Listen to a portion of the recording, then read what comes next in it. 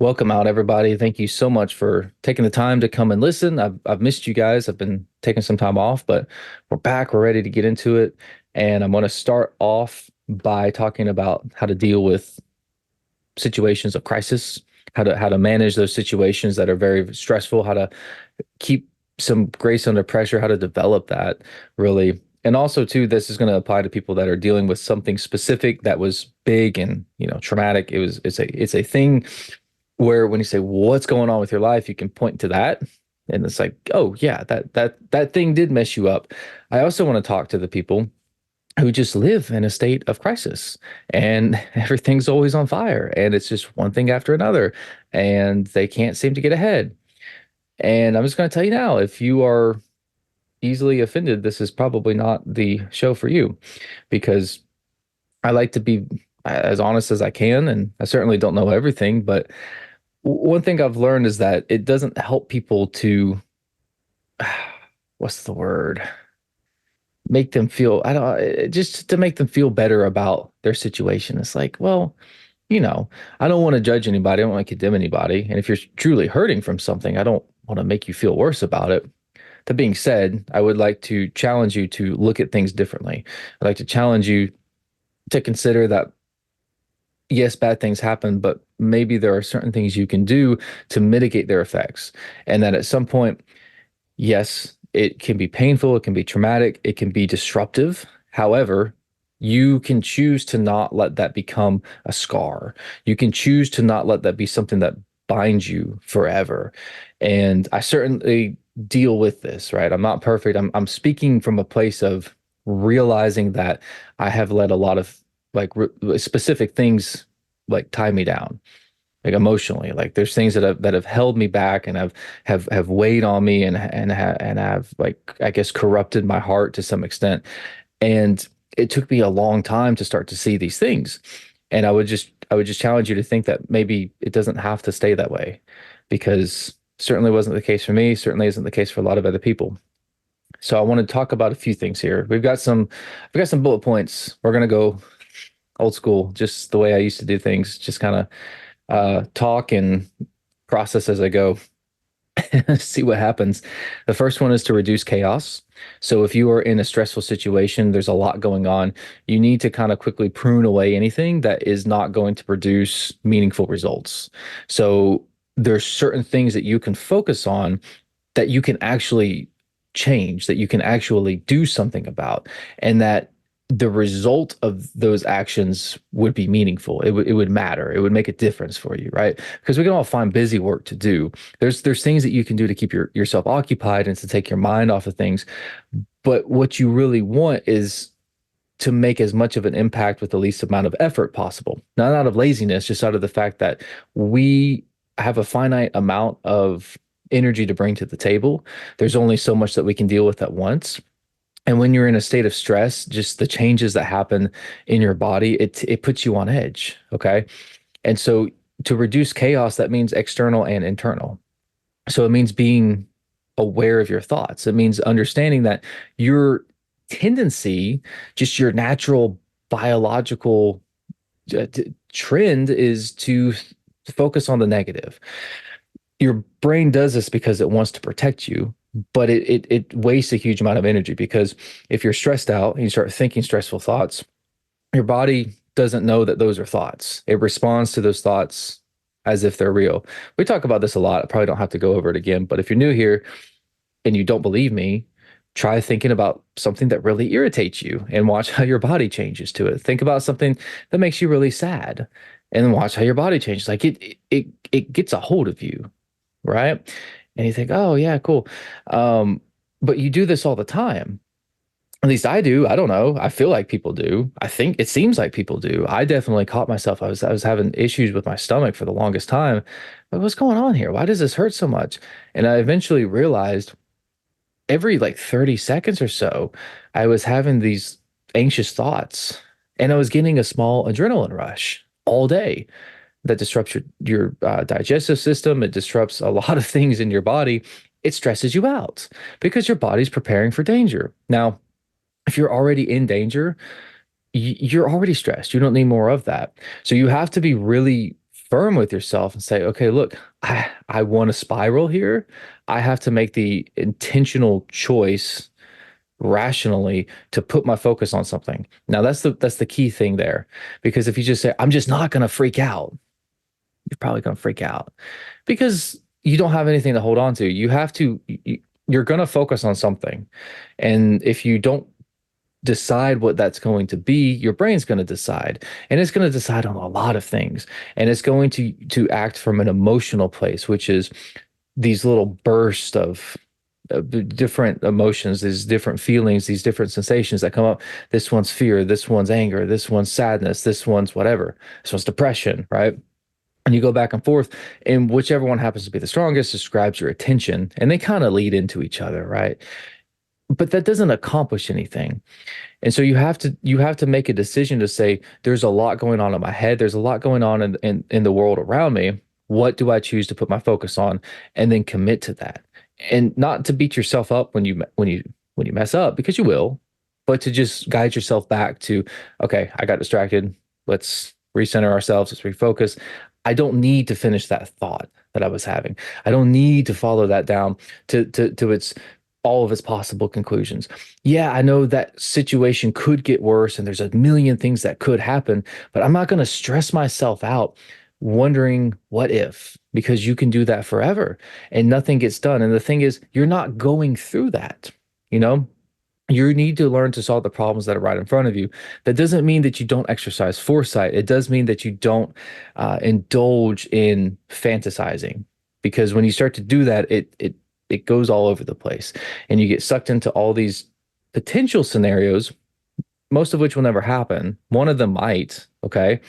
But if you're sitting down logically planning through something and it's kind of emotionless and you're just kind of going through steps, what do I do if this happens? What do I do if that happens? What are my resources? What are some backup plans? That's fine. But if you're sitting in your bed in the middle of the night going through this, it's not healthy and it's not productive. And it feels like it is. That's what gets people, is like it feels like if I don't figure this out, then something bad will happen, because you think that you're going through it at the time. And so if you were in that situation, hey, you do need to figure it out. But you also need to learn to just to let things go and to trust yourself in the future to say, I am intelligent enough to solve this as I go. I don't need to think about solving the entire world's problems right now. I can do this step by step. Okay. The other thing too is just external chaos. So, if there's a situation where there's just a lot going on, and you have to learn to prioritize the things that are actually within your control and are actually going to matter. If there's a bunch of people yelling and screaming over here, it's like, okay, cool. I'm just going to tune that out, right? And oh, well, they're offended with me, right? So even in a small situation, like you're at work and your computer system goes down and you got customers and your bosses over here and like everybody's kind of angry and stressed out, people are arguing. It's like, okay, well, I can't do anything about that. They're just going to be upset. Like, I need to fix this problem. I need to solve this issue right now. Otherwise, something bad could happen. So I just choose to say I'm eliminating distractions. I have to decide between giving my attention to these people or giving my attention to the solution. Okay, so I'm going to ignore them, right? I'm not saying go around and ignore everybody that you don't like, but just for sake of example, I hope that you exercise some wisdom and discretion in how you use my analogies. I'm apparently not good at making up metaphors. Okay, so the next part is to avoid. This is so, this is much easier said than done, but avoid making emotional decisions. And I know how that sounds. It's like, oh, well, that's, yeah, of course, just, yeah. But seriously, when it comes down to, so you got to think that emotions are a lens that color your entire thought process. So if you're depressed, right, and you just feel really depressed, it feels like nothing's ever going to get better. You feel hopeless. You feel sad, you feel empty, and you can think further into the future. You can think 20, 30 years ahead and say, okay, well, one day I'm going to be in this situation. I want to be living in that house. I won't have that be going paycheck to paycheck. I'll have my family. I'll have whatever, right? I'll have my career figured out. I'll have hobbies that I like. My family situation will be, straightened out. I'll have better mental health. But I'll still be sad. I'll still be depressed. Like it feels that way, right? That's why people struggle with things like depression so much because it doesn't feel like anything's going to get better even if the situation changes, which is really just not true. I mean, you can stay depressed despite good circumstances, but to think that you will never feel different, that's a lie, right? So when you're angry at somebody and you think, I am going to text them exactly what I think. And then you come back, you leave the text unsent, you come back to it later, like, oh, yeah, I'm glad I didn't do that. Or maybe you did send it and you're like, why did I, why? I don't feel that way anymore. This applies to other things as well. We've all made bad decisions based off of emotion. So when it comes down to making life decisions, it's very valuable to learn to just say, you don't always have this ability, but when you can, just say, listen, like I need some more time because I need to think this through in different states, right? Different emotional states. I'm angry right now. Let me sleep on it. Let me think about this tomorrow too, when I'm like kind of got some of that out, when I'm maybe sad or maybe just not in a bad mood anymore, or after I've eaten. That's a big one. Go eat if you need to make a big decision. Take a nap and eat some chips or something. I don't know. Um, I should probably recommend like a healthy snack, but no, it's just you kind of know what I mean when I say emotional decisions. The problem is that when you make emotional decisions, you tend to throw fuel on the fire. So you just stack up these things that progressively get worse and worse. And so when you live in a chaotic state all the time and everything's just on fire, and it's like, okay, I'm really mad right now. So you snap at somebody, right? And then I'm really scared about this bill, so I'm going to go pay it. And it's like, well, actually, that wasn't the bill I should have paid. Or you start just frantically running around, or you start making this like long-term decisions based off of a short-term emotion. And when that short-term emotion fizzles out, then you're stuck with either having to go back on something, and which is also stressful, and you're making things worse on yourself, or you have to commit to something that you shouldn't have done. So just learning to have some discretion, and this isn't rocket science. This isn't like some crazy breakthrough, and you could probably like, is this all he got? But the thing is that people don't do it. It's so simple. Oh, it's just basic. Like you need the basics. I'm sorry. If you're not doing this, you're not doing it. You don't get to graduate to the next level until you've mastered the first steps. That's it. You have to learn. I was like, if you live in a state of confusion, if you live in a state of chaos, or if when bad things happen to you, you start making emotional decisions, you start like giving into the chaos and just going with it. It's like, okay, cool. You've got to learn to fix that before you do anything else. Now, one tactic for this is a saying that I don't know where the saying came from, but we definitely used it a lot in the military was slow is smooth, smooth is fast. So if you can learn to just take a step back and slow down a little bit, oh, that's so simple, but do you do it? Oh, but I've got all these things going on. Okay, take a breath. Approach things from a more calm and centered state of mind. Approach things from the sense that I don't have to do it all immediately, but if I just do it well, everything will work out. Oh, I need this problem solved today. Okay. But if I can solve it correctly tomorrow, will that still be okay? In the grand scheme of things, probably. No, the deadline is tomorrow. Okay, here's a learning moment. Don't wait till the last day. Still, you still have to take a step back and allow yourself to kind of de-escalate those negative emotions. If you are running from one situation to the next, one thing to the next, just stressed out, just worked up, and you're trying to solve your problems from that place, not going to work. Not long term. You'll make short-term decisions, you'll cut corners, you'll do things that to survive because you're living in survival mode. And sometimes that's just where you're at. Like sometimes there's genuinely things going on and that's where you're at. But your goal should always be to plant the seeds of future success in those times. So it's like, yes, today I know that I'm hitting my credit a little bit, or maybe I'm putting a bit of a strain on this relationship, or maybe I'm taxing my body a little bit too much with how much I'm working. If your plan is just to like white knuckle your way through it, seasons will change, but you can do a lot of damage to your future potential. And that doesn't mean you can't fix it, but if you kind of just give up and go through it, we all have limits, but you should make every effort to have a sense of, okay, I know I don't have any money right now. Even if it's only $10, I'm still going to put savings aside every month. I'm still going to take $10 out of this check. I'm still going to take $5 out. I don't care. And I'm not going to spend it. Not going to spend it because I'm going to keep the habit of saving. That way, when things are slightly less bad, I have a little bit more to fall back on. I have a little bit more of a safety net when, if there is a real emergency, I still have been planting these seeds. Same thing with like fitness, like, oh, I'm stressed out, I'm super busy, I'm just not going to work out.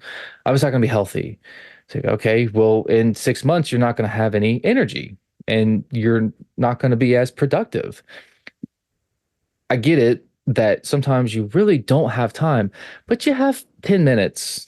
And I promise you, you can get a good workout in 10 minutes if you want to. Okay. And if that's what you have to do, you have to do.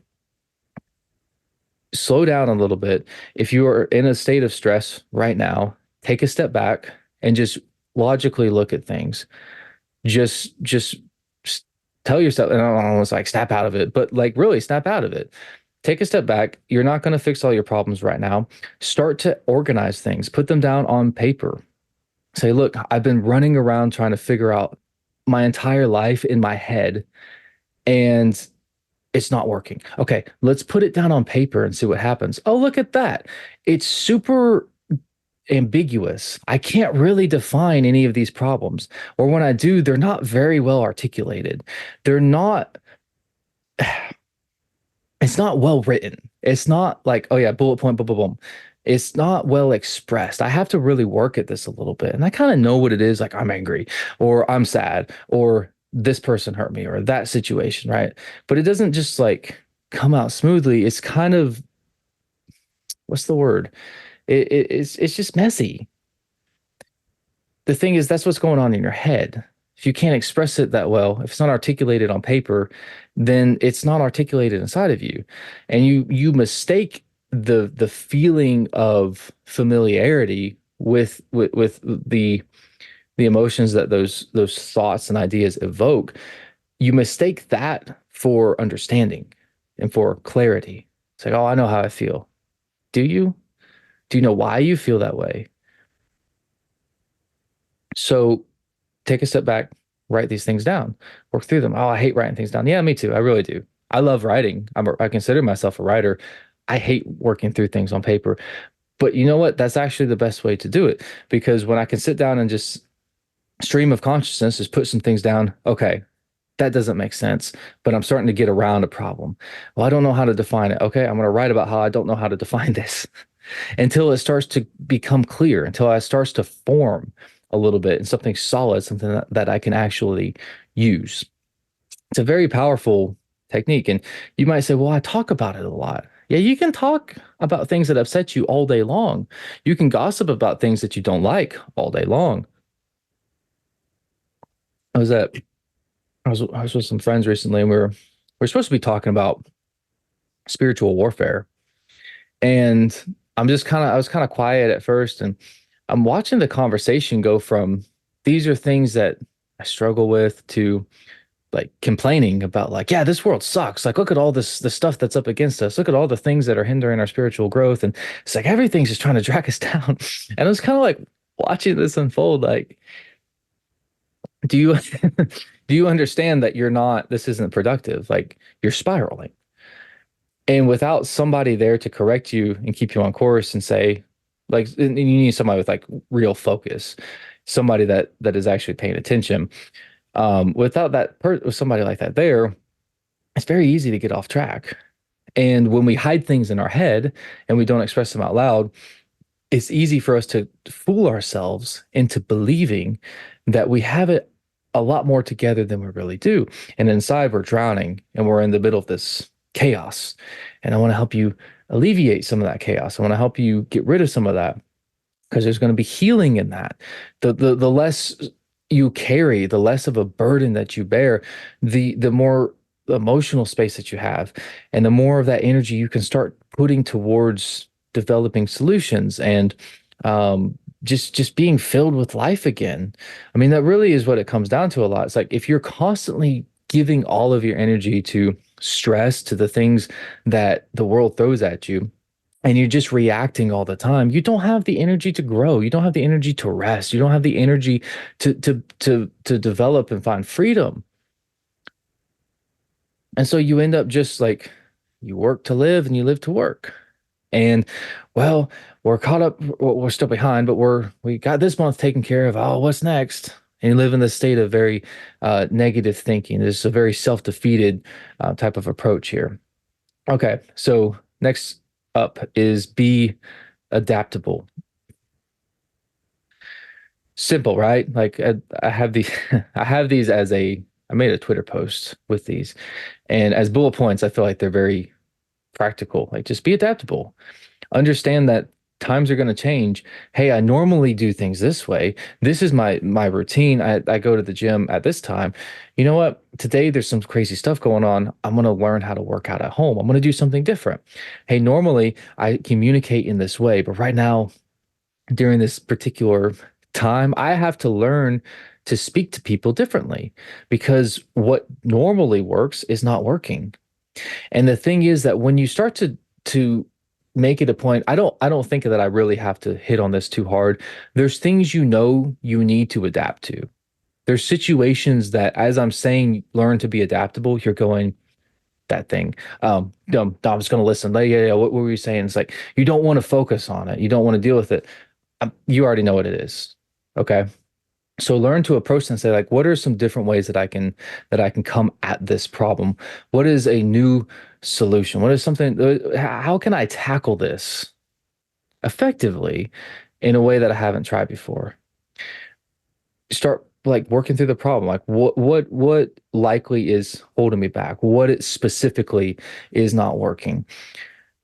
What are some ideas that could potentially turn things around for me? What am I willing to do? That's a big one. If you if you try to say like, well, what should it be? What should I do? I'm gonna suddenly be a totally different person. I'm just gonna be completely different. I've been living paycheck to paycheck. I'm always stressed out. Nobody seems to like me. I'm not in good shape. I'm still dealing with trauma from the last few years, and I'm dealing with like, these crazy like residual mental health issues. And I don't know what to do. I have a solution. I'm gonna start waking up at 4 a.m., taking cold showers and journaling while I listen to an audiobook after I work out and for 2 hours and do like every crazy workout trend under the sun. And then I'm gonna start a business before I even go to work every day. No, you're not. Just stop. Like this, you're not gonna do that. You need to find like what's an actionable step, something that I can realistically do that I'm willing to take on. Am I willing to start working out? Am I willing to start committing to saying, you know what? I've got a lot of crazy thoughts going on. When I notice that I'm having them, I'm just not going to deal with them. When I notice that I start to get angry with people, I'm going to choose to respond differently. I'm going to say, my life is not what it should be. Perhaps a different approach might produce different results. It's a weird thought, but we don't do it. And again, it's like this isn't anything new. A lot of what I talk about isn't anything new. But the culture that we have these days is, especially with like influencers, they come up with the dumbest things. Like I got off social media and I'm so happy I did. I feel so much better, guys. I really do. That's one of the things that happened while I was away. I stopped. Like I'm not on social. I don't scroll. Like it's amazing. I was so tired. I was just like, here, these videos that pop up and these just random people, and I'm like, they're all overly excited and trying to get your attention, and they're saying like these emotion provoking things and asking these random questions. Just like when you walk, like when you walk through like a mall or something. I don't know. It's worse like overseas, but I mean it definitely happens in America. But like you have salespeople everywhere, and they're like trying to grab you and like, hey, look at this thing, blah blah blah. It's like leave me alone. And the next person, look at this, blah, blah, blah, I'll give you a good deal. And it's like I don't want it. Like leave me alone. and they get annoying and they get kind of persistent about it. I feel like that's how all of social media is. People are just so desperate for attention, and they kind of start to hone in on like the videos that are doing well, do this, that, and the other. Let me do that. And they start to just perform. And I just see people that they're such clowns. I'm not trying to hate on anybody, but it just, it irks me. It's cringe. As the kids are saying these days, it's weird. I don't like it. It's like you're not acting like a person. You're not acting like a human. I'm strange. I'm weird, but this is how I act. This is me, right? Like in a social setting, I may be a little bit like more relaxed. Like I hear I'm trying to articulate thoughts and teach you guys, but this is pretty much my personality. It's not the full range of my personality, but this is real and authentic. And I just feel like people they get sucked into this system and they just become these dancing monkeys. Like I said, they just fall into the mold. And when you do that, you sell your soul because you don't have the ability to do anything else because you're terrified that you won't get attention. And the reality is that's what we do with our personalities. And I talked about this recently on my other podcast, and we were talking about I think we were talking about the tabernacle in the Old Testament. I think that's what the episode it was. But I was talking about how there's things that we don't want to give up about ourselves. There's things in this context we don't want to adapt in certain ways, right? So a good example of this, a very real example of this, is something I went through, is that I always kind of identified as a person that can make other people laugh. That was just my thing. And I was not funny growing up. I didn't figure out how to make people laugh until I was a little bit older, but I wanted to so badly. And so when I started to like hit my stride and like I got a sense of humor down, I know how I can get a laugh. I know how I can like, test the waters a little bit and I understand what I'm doing and I understand it a bit. I was so happy. I was like, okay, cool. I can be funny. I can make people laugh pretty much anywhere that I go. And one thing that I realized at some point is, well, that's not actually necessarily a good thing. Like it's not wrong per se, but I was getting really frustrated with certain people. And to be fair, these people were an extreme, but people that just wouldn't take me seriously, or at least not as seriously as I wanted to be taken. And so I'm in a business context, I'm in a sales context, I'm in a leadership context. I'm trying to have a real conversation with people, and they're just like, and it's on their end, right? Like it's not that I'm totally to blame here, but they were just like still wanted to joke, like, oh yeah, they weren't saying, yeah, that's the funny guy, don't listen to him. But that's kind of like the situation. I was like, okay, well, I have a job to do. I have things that I want accomplished. I'm on a mission. I'm not here to joke around. Like I enjoy joking around. I make people laugh. I don't want to be like super strict and hate fun, but like I'm this is serious business. Like let's get to work. And people just couldn't get past that. Now again, that was a lot of that was on their end, okay?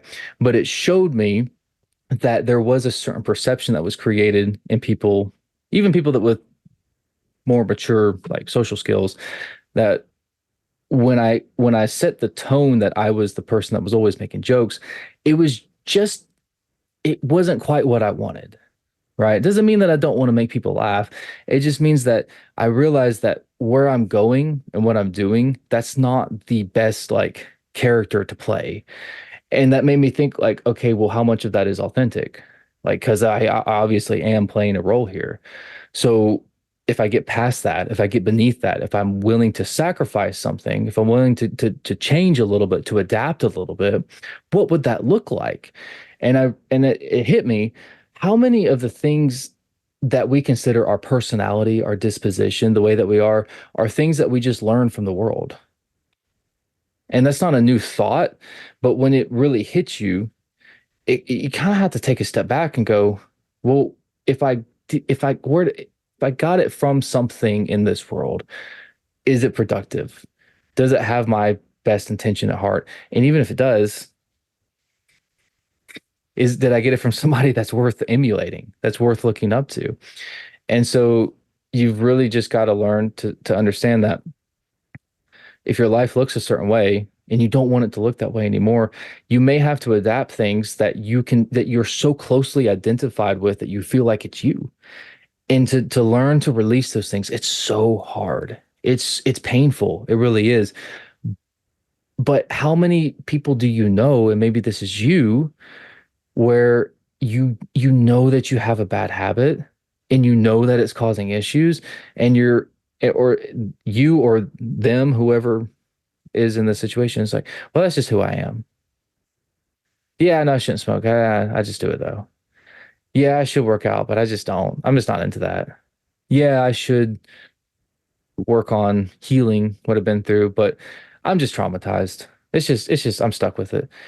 And sometimes you get in this self-defeated mindset where it's like you don't want to believe that, but you kind of feel like you're stuck there. Like I don't want to be depressed. I don't want to feel like I can't trust people, but I've been hurt so bad. It's like I wish I could, but I just can't. That's a little bit different. That's from a state of okay, but would you be willing to, if you were given new information, if you were given a new path to take, would you be open to it? Would you try? Right? Would you take the first step at least and see where it led? And if you're not willing to take the first step, then I can't help you. But if you're willing to say, I don't see the end of the road, I don't really know how it's going to work out, and I'm not confident that I can be healed, but maybe it's possible. I'm willing to see. Not going to give you all my trust, but I'll give you like 1%, right? I'll let you earn the other 99. We'll see what happens. That's a different situation, right? And so to take inventory of the things that have gotten you to where you are today and to work through and figure out, is that me? Like, do I need that sense of humor? I know that my temper is a problem. Could I fix that? No, that's just who I am. Okay, well, I can't help you then. You say, well, I really, really struggle with that. But yeah, it does cause problems. I would like to not be seen as an angry person. I would like for the reaction I cause in people to not be fear and annoyance and agitation when I come in the room. I would like for people to want me around. I just don't know how to get there. Okay, cool. Once you have the mindset that, well, I don't really see the end of the road, but I can change. I can adapt. I'm willing to try. I'm willing to get into it. That will change your life. Okay. Oh, lost my thread. Where are we at? Cultivate solution oriented thinking. So back to that example I was talking about earlier, where they were not belly aching, but kind of just like depressed, like, oh yeah, and the so many bad people in the world and the economy and this, that, and the other, and you try to do this, but then that happens. So it's not productive, obviously, but we do it constantly. And we do it in our heads a lot. We imagine situations that could go wrong, and then we stress ourselves out living through it. So you have to develop this habit of asking yourself, is this something that is going to produce an actionable step?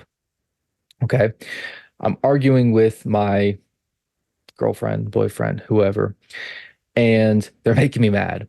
And I'm sitting here thinking about how angry I'm getting, thinking about how frustrated I am. I can't believe she did that. She's probably talking to somebody else. I bet the reason that this happened was because she was doing that, and on and on and on. Versus, okay, she's upset me. What is she saying? What is the likely source of that? What else do I know about her that I can bring into this and say, okay, well, she seems really upset about something that doesn't matter. Can I match this up with something in the past? Right? Like, hey, she snapped at me and it doesn't make any sense. Is there maybe a reason that she's lashing out? Okay. Maybe you can't figure that part out, right? But you see what I'm saying, right? Like you're working through solutions. You're working through what is the actual solution here? And I know, ladies, you're going, well, I just want him to listen to me, stop trying to fix my problems. But I'm using this as probably a poor example, but I am trying to use this as an example. If I'm sitting here just meditating on how angry you make me, that's not productive. But if I turn that and say, okay, what is what is the best thing I can do in this situation? What is the most logical way to approach this conversation. Maybe I'm really angry right now. So the best thing to do is to take a step back, right? To not make any emotional decisions, to put it off a little bit, right? Not to avoid it, but just to like get some space. And maybe I don't have a lot of time. It's like, okay, well, I'm going to choose to not sit here and stew in my frustration and in the things that bother me. You got something going on with your business. And it's like, I'm stressed out all the time. I can't get leads. People just are keep returning my products and I can't seem to close any deals and I'm dealing with this issue with my employee. Okay, cool. But how do we break this down into like a systematic approach? How do we start to eliminate chaos and say, okay, are there certain places that we can begin to cut away, trim the fat? Are there certain things where I can realize, hey, look, this is important, but it's not as important as these other things. And until we get this all figured out, we've got to just kind of push it to the side, right? Or do you sit there and just spiral? That's all I'm getting at. Don't spiral. I feel like I made somebody mad with that approach or relationship argument. Logically, I definitely upset somebody. That's okay. This one's going to upset somebody. Patterns are your fault. So if this is, if constantly it's like, hey, if you total your car, that sucks. Accidents happen. If you total all of your cars, talking to a friend who was explaining how he had, I think, I hope he doesn't hear this. If he does, I love you, buddy. But he was talking about how he had like 7 or 8 different types of tickets on the same road, but it was like it wasn't the same stretch of road. So it was like 7 different cops, and it was like it was different things, but he got all these tickets, and like some of them were speeding. I think a few of them were speeding, but there were other things too. And we're all kind of looking at each other as he's telling the story. Like he doesn't get it. He's just like, yeah, it's crazy. That whole road is just wild. It's like all these different cops. And it's like, I don't get it. Like I was in different cars and everything. And we're just kind of like looking at each other like, is he serious? Right? Love him to death. Love you, buddy. But we all know people like that. And we are all people like that. There's things that we just keep getting ourselves into. Like, if I'm being honest, relationships. One of those things, man, all my exes are crazy. It's like at some point you gotta say, well, either I'm choosing badly or I'm driving them crazy. And it's probably a combination. Um, Probably I like to think it's the first one because I feel like if I'm driving people crazy, that's not much I can do. Because that's a pretty fundamental personality shift that has to happen. It's the first one. It's definitely the first one. But the point being, like, if you have always been living paycheck to paycheck your whole life, hey, times are tough, things are difficult. I know of people, and I had a situation to get through. I had several situations to get through where finances were super tight. And I had like real expenses and I had other people counting on me. And it was hard. And it took me time to work out of that hole and to get on solid ground, but I've done it repeatedly. And it's not because I'm lucky, it's because I kind of understand how money works, at least in the personal finance context, right? And the thing is that anybody can learn this. All of this, I'm not going to get into it today. Maybe I will at some point, but you can get online and research this. You can learn very simple things that will make a tremendous difference. A lot of it just comes down to your habits. A lot of it comes down to the choices that you make. You don't have to be a financial genius. You don't have to have a math degree. You don't have to be able to do math. You got a calculator. I mean, like you just need you need to be able to add and subtract. That's about it. And you don't even need to understand how to add and subtract. Just know that you hit the plus and the minus and do it at the right point. You'll be good.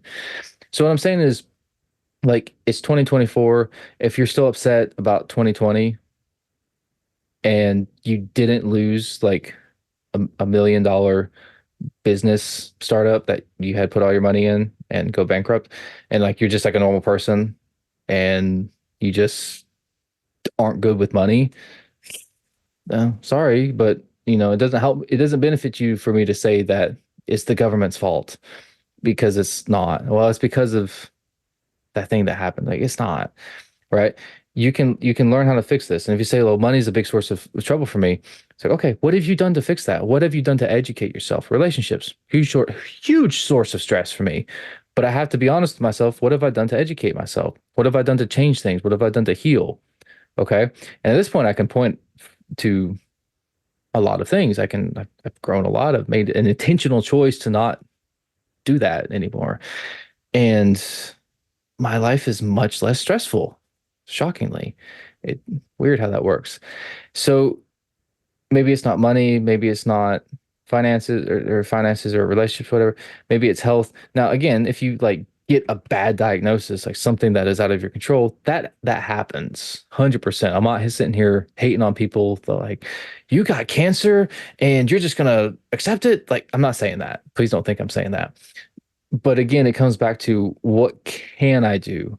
So it doesn't mean that you're gonna go to the gym and take enough cold showers to just make it go away, right? You can try, but if you, I just, I feel so conflicted for people that I know personally that have like diabetes, for example. It's like it's a hard thing to deal with. Like it's really rough.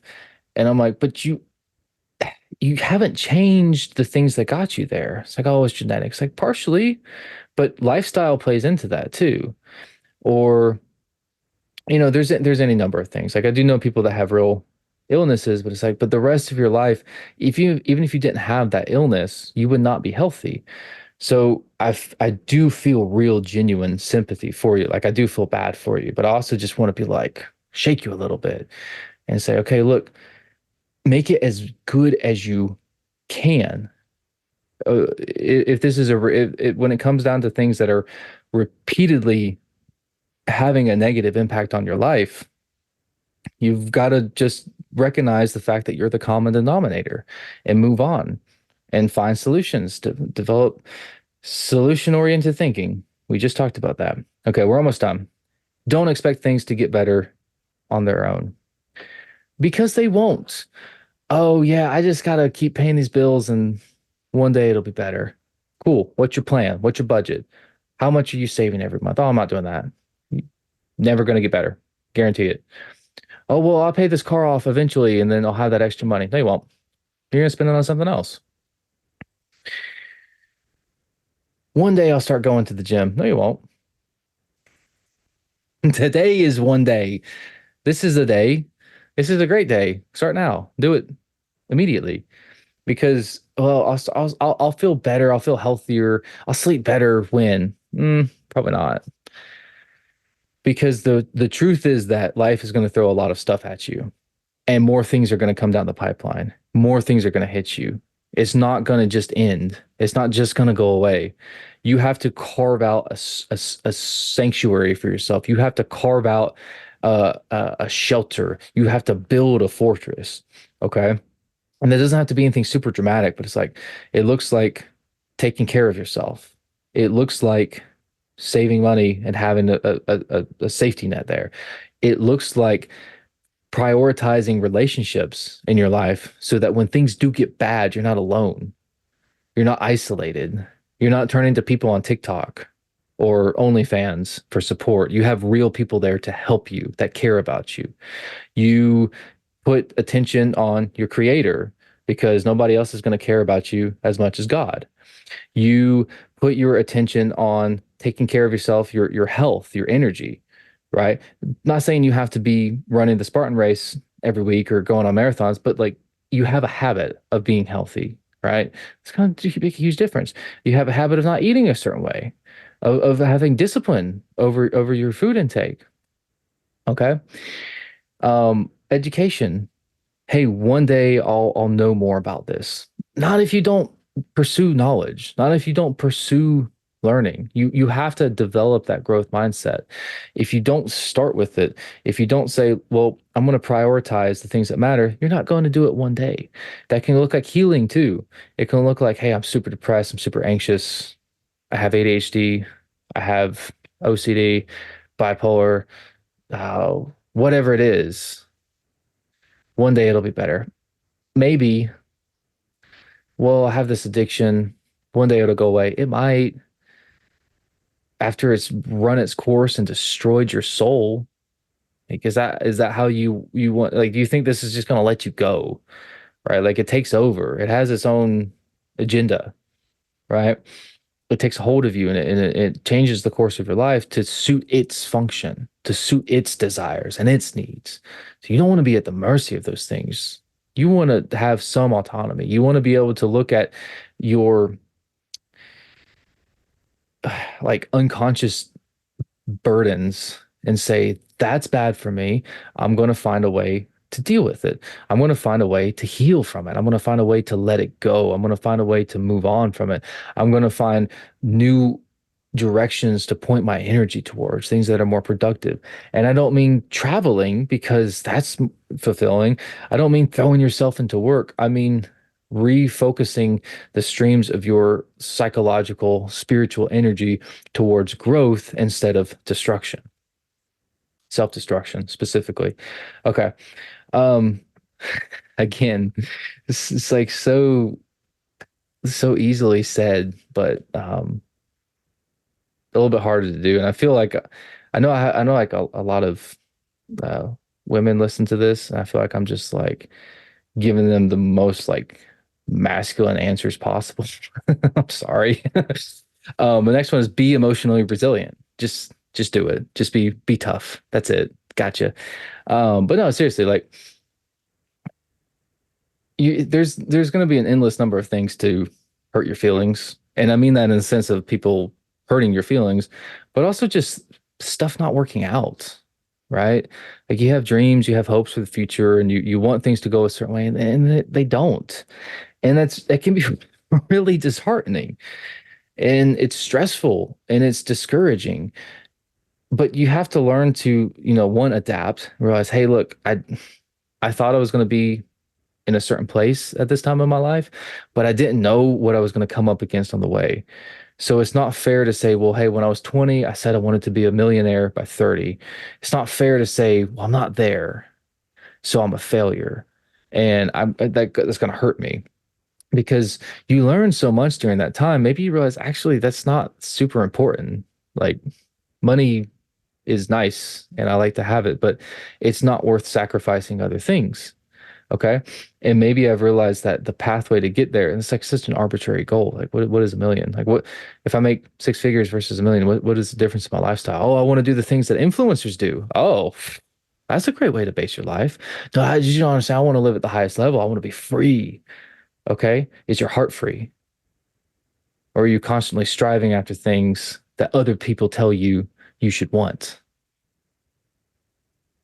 Because freedom doesn't look like, oh, I can go travel whenever I want. Freedom is I walk into a room and people's spirits are lifted because I'm so full of love and life, and I'm not burdened by crippling fears and anxiety.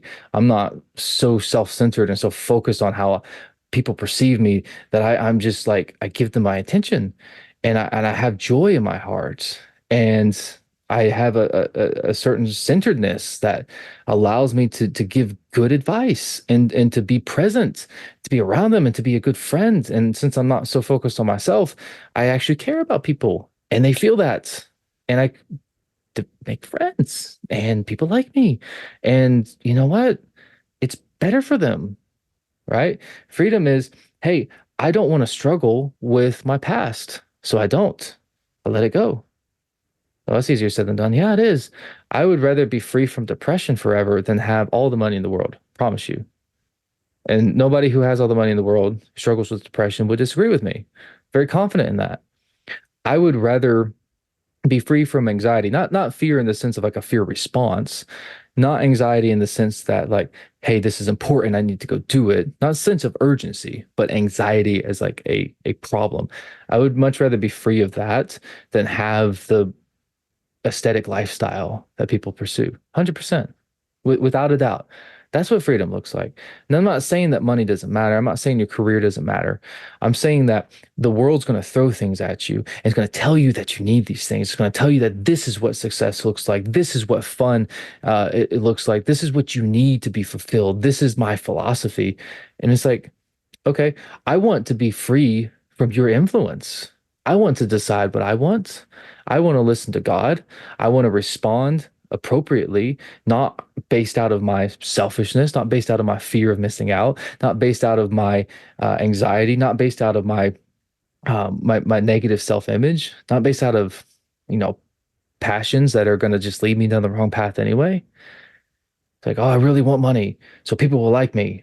It's like, okay, I want freedom from that. I want to develop the emotional resilience that when the storms of life start beating me down, it doesn't hold me there. Like, oh, that was rough. Last year was rough. You know, 2022 was painful. 2023 was stressful. 2024 is peaceful because I'm not in that season anymore. I'm not going through those things anymore. So I'm able to rebound quickly. I'm able to pop back up. I'm able to say, yeah, that sucked, but I'm moving on now. I don't have to stay a prisoner of a thought that produces an emotional reaction, a memory that isn't even totally accurate, that's haunting me. I don't want to be a slave to that. I don't want to be bound by that. I want to develop the resilience that I can choose to say, yes, this happened. I'm going to deal with it. I'm going to process it. I'm going to manage it. I'm going to make sure it doesn't happen again to the best of my abilities, but I'm not going to live with it. I'm not going to sit with it. I'm not going to be a slave to it. I'm not going to be bound by it. I'm not going to let it torment me. The last one is rest. I'll be honest. This is the one I struggle with the most. Rest is so hard for me. And it sounds like kind of silly to say. It's hard. When you are especially when you're in like a survival state, to just make your mind be still, it's like it's the hardest thing. It's so difficult, right? And I gotta tell you one thing that happened end of last year, people were telling me it's like you need to start honoring the Sabbath. You need to start taking that day off and resting. Was like, I can't do that. I can't like not do something all day. One, because I have a lot of things to do. Two, because I just physically can't do it. Like I can, and I finally decided I'll take a few hours off. I'll take the afternoon off. And I was like, you know, between church services, I'll just like not do anything. And then I'll get back to work and I'll like kind of sit there.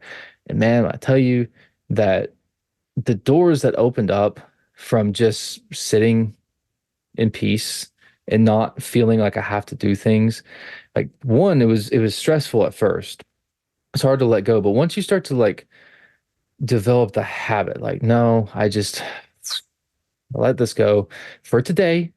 I can do it tomorrow, right?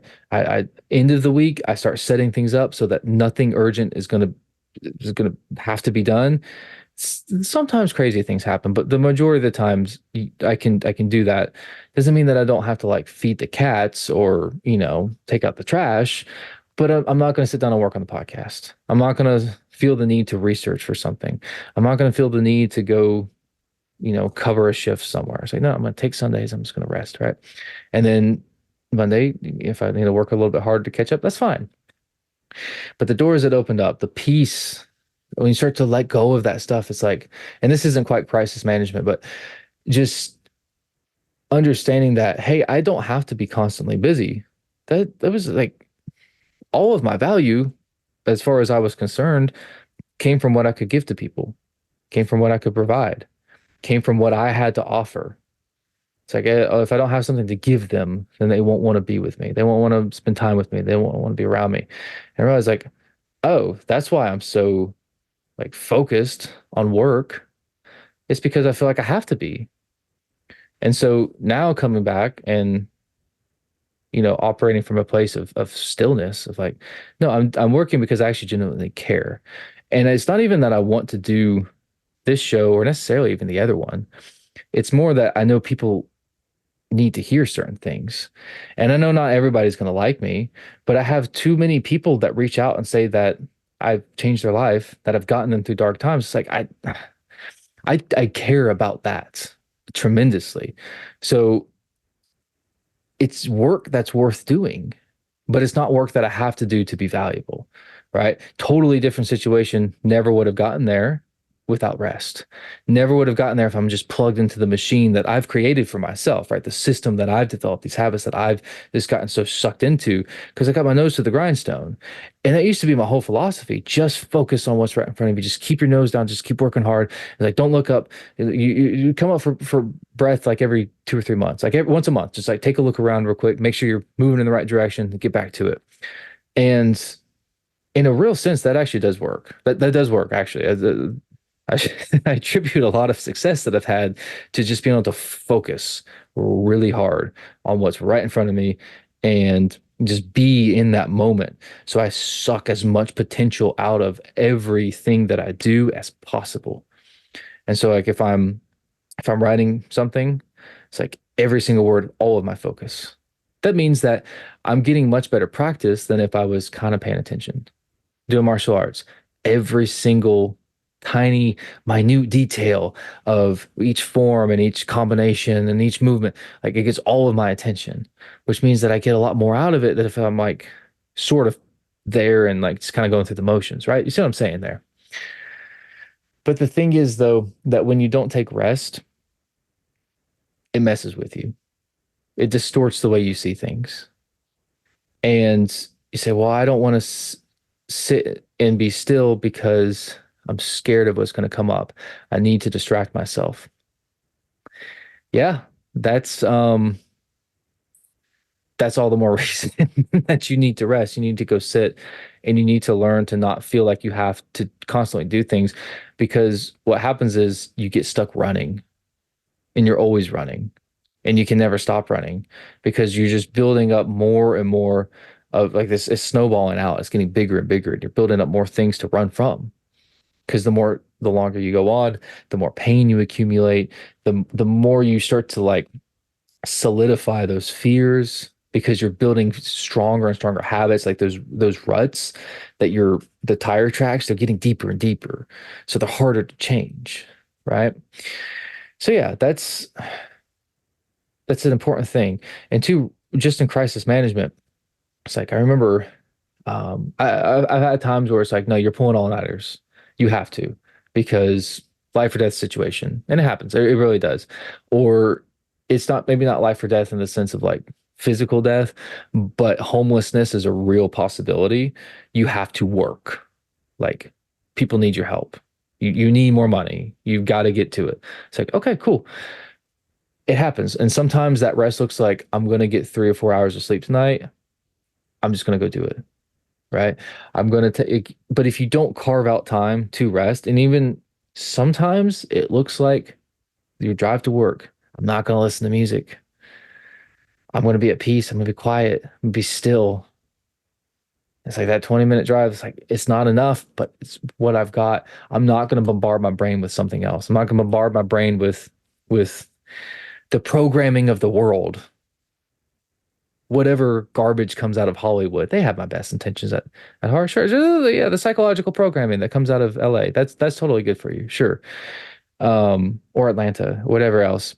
People that are obsessed with the work, people that are obsessed with getting things for themselves, and they're expressing themselves as artists. So what are they expressing? Well, they're expressing their pain. And so that pain resonates with you because it's touching on your pain. And see, here's the thing though, when it can feel like an emotional release to let that go, but it's fueling it, it's feeding it. Because when, like, if you're going through a breakup and you're listening to depressing music, for example, and what you might not realize is when things are in a resonant frequency, they excite each other. So the music, the concepts, the ideas, the subliminal programming that's coming in, not necessarily intentional. I'm not saying it all is. Some of it is, but like even if somebody's just like, I went through this tragic time. Here's my story. It's like, oh wow, that's a really good song. I'm gonna listen to it every day on repeat because it moves me. It's because it teaches me, excuse me, it touches me. It's like, I don't understand why I'm sad now. What did I say? There was a TV show that we were talking about recently. I said that was such a good show, but it was so bad. It was like well written, but it was so dark. And I just like I got done. I'm just like, I don't feel right. Like I shouldn't have been watched that show. It was not good because it touches on something inside of you that really shouldn't be there. And it is. And you start to feed it, it starts to get excited, it starts to get bigger. And these are unconscious forces that you can't really well articulate, which is a bad thing to feed because you can't, it's an invisible hand. You can't see how they're pulling your strings. You can't see the exact effect that it's having. You just know that you feel different, that you feel depressed, right? And it's like, oh, I watched this horror show or I watched this show about, I don't know, serial killers or whatever.